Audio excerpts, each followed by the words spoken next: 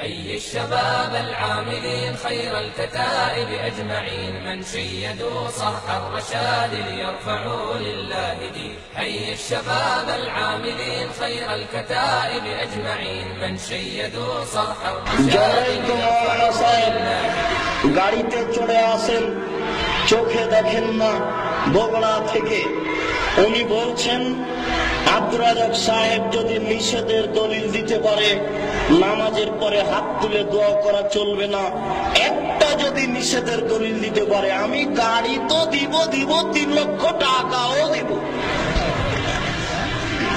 জনাব, আমি গাড়িও চাই না, 3 লক্ষ টাকাও চাই না, আমি নিষেধও বলিনি হুজুর, আমি বলেছি রাসূল করেননি।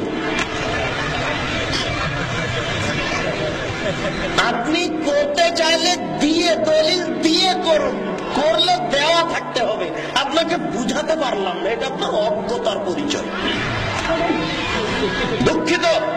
সম্মানিত উপস্থিতি, জোর করে ইসলাম প্রচারের চেষ্টা করিয়েন না, জোর করে লেখকের মতো কাজ করিয়েন না।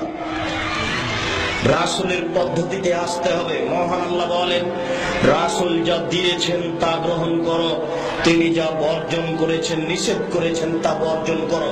শুনুন, হাত তুলে দোয়া অবশ্যই করব, চন্দ্রগ্রহণে হাত তুলে দোয়া করব, সূর্যগ্রহণে হাত তুলে দোয়া করব, বিপদে পড়ে হাত তুলে দোয়া করব, সফরে বিপদে পড়েছি হাত তুলে দোয়া করব, কেউ দোয়া চাইলে এককভাবে হাত তুলে দোয়া করব, কবরস্থানে গিয়ে হাত তুলে দোয়া করব, যুদ্ধক্ষেত্রে গিয়ে হাত তুলে দোয়া করব, পানি চাইতে গিয়ে সবাই মিলে হাত তুলে দোয়া করব, হজ করতে গিয়ে সাফা পাহাড়ে উঠে হাত তুলে দোয়া করব, মারওয়া পাহাড়ে উঠে হাত তুলে দোয়া করব, আরাফার মাঠে হাত তুলে দোয়া করব, মুজদালিফার মাঠে হাত তুলে দোয়া করব, ওয়াদি মুহাসসারে হাত তুলে দোয়া করব, কাবা ঘর দেখে হাত তুলে দোয়া করব, পাথর নিক্ষেপের পরে হাত তুলে দোয়া করব।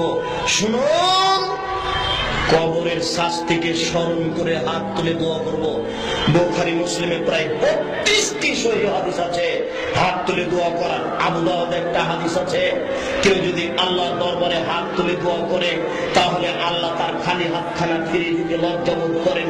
হাত তুলে দোয়া করব, অবশ্যই অবশ্যই হাত তুলে দোয়া করব। হাত তুলে দোয়া করা উচিত, হাত তুলে দোয়া করতে আপনি বাধ্য। রাসূলের পদ্ধতিতে নামাজের পরে সবাই মিলে হাত তুলে দোয়া করলে পাপ হতে হবে। জানাজার পরে সবাই মিলে হাত তুলে মাটি দেওয়ার পরে হাত তুলে দোয়া করলে রাসূলকে অপমান করা হবে। জালসা সভা সমিতির পরে হাত তুলে দোয়া করলে আল্লাহ রাসূলকে উপেক্ষা করা হবে। বিবাহের বৈঠক শেষে হাত তুলে দোয়া করলে রাসূলকে অপমান করা হবে। রাসূলকে অপমান করে কেউ জান্নাত কেনার চেষ্টা করিয়েন না, ভুল সিদ্ধান্ত।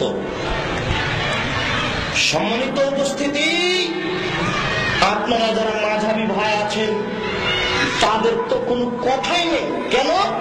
আমার মাঝহাবী ভাইয়েরা 500 বছর আগে নামাজের পরে হাত তুলে বেদাত বলেছেন। মুফতি ফাইজুল্লাহ হাটারী চিটাগাং 100 বছর আগে বলেছেন। আর এদেশের মাওলানা আব্দুল্লাহ বিন ফজল রাহিমাহুল্লাহ জমিয়তের জল কেনা চিনে না, তিনি তার নামাজ শিক্ষার 2য় সংস্করণের 2য় খণ্ডে বলেছেন যে নামাজের পরে হাত তুলে দোয়া করতে হবে মনে করে করলে অবশ্যই বেদাত হবে। তিনি ভাষাটা লিখেছেন অবশ্যই। শুনুন, বাংলার খুব বড় পণ্ডিত, রংপুর কারমাইকেল কলেজের অধ্যক্ষ আব্দুল নূর সালাফি সাহেব, শুনুন, পাঞ্জাব থেকে পড়ে আসা মানুষ, এই দেশের মাটিতে সর্বপ্রথম তিরমিজি শরীফের বাংলা অনুবাদ করেন। এই বিরাট পণ্ডিত আজ থেকে নিয়ে 35 বছর আগে লিখেছেন যে নামাজের পরে হাত তুলে দোয়া করা বিদআত। শুনুন, মাওলানা আব্দুল্লাহ কাফি আল কুরাইশি রাহিমাহুল্লাহর সাথে 2 যুগ ফতোয়া দিয়েছেন।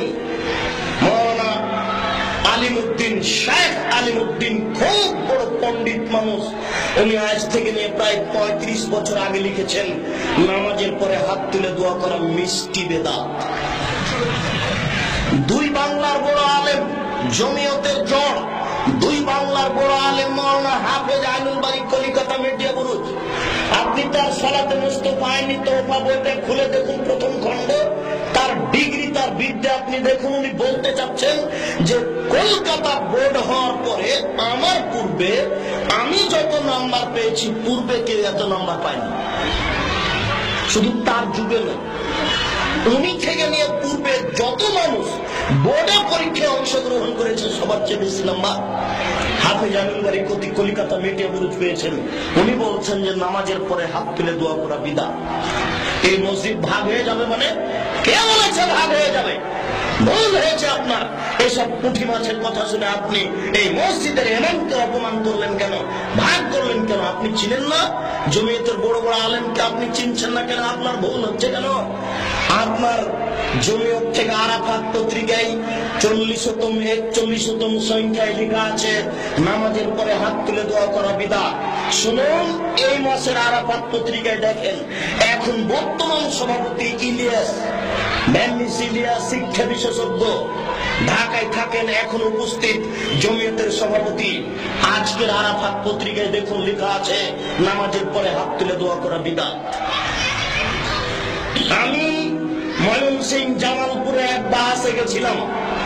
বাসে গিয়ে উপস্থিত জনগণ বলছে, আব্দুল রাজ্জাক সাহেব কেন নামাজের পরে হাত তুলে দোয়া করা বিদআত বললেন? আমরা তার কাছে যথাযথ জবাব চাই। খুব ক্ষিপ্ত, একটু মায়ের মুখে। আমি বললাম, আমার উপরে আয়াত করছেন কেন? আব্দুল্লাহ বিন ফজল সাহেবের কবরের উপরে 10টা কিল মেরে গেছে। কেন বিদআত বলে দিচ্ছিস? আমরা যে করবো আব্দুল্লাহ বিন ফজল সাহেবের কবরে মারলে হয় না একটু? শেখ আলিমউদ্দিনের কবরে একটু মারলে হয় না? এতে রংপুরে আছে কারমাইকেল কলেজের অধ্যক্ষ আব্দুল সালাম সাহেব, একটু কবরে দুটা কিল মারলে হয় না? আমাকে কিছু বলার আগে উনি তো কলমে লিখে রেখেছেন, আপনি এটা বলেন কি করে? এটা হয় কি করে? শুনুন, গাড়িও চায় না, 3 লাখ টাকাও চায় না, নিষেধে বলিনি, বলেছি রাসূল করলে করবেন। আপনার গাড়ি দেখে টাকা দেখে ইতস্তবোধ করি না। শুনুন, বিশ্বাস রাখি, আপনার আস্থার জন্য বলছি, জাতি যদি রাস্তাঘাট করে দিতে না পারি, জাতি যদি স্কুল কলেজ করে দিতে না পারি, জাতিকে চূড়ান্ত সঠিক ধর্ম দিতে পারবে। বিশ্বাস ইনশাআল্লাহ। ধর্ম ব্যাপারে আপনার ক্ষতি করে পরকাল